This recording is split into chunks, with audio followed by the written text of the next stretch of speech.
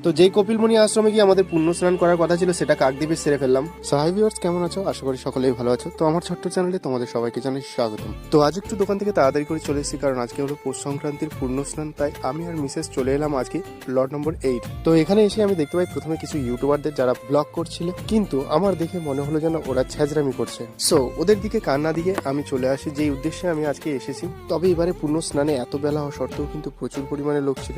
তখন নদীতে প্রায় ভাটা পড়ে গেছিল, আর এখন যে জায়গাটা তোমাদেরকে দেখালাম আমাদেরকে যেতে হবে ওইখানে স্নান করতে।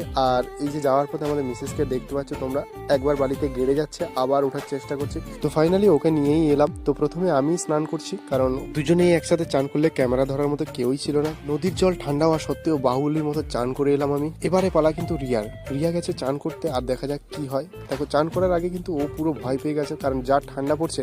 আর দেখো এমন ভাবে ডুব দিয়েছে কোনো মাথায় ভেজিনি। তো ফাইনালি আমি ওর মাথাটাকে ভিজিয়ে দিলাম।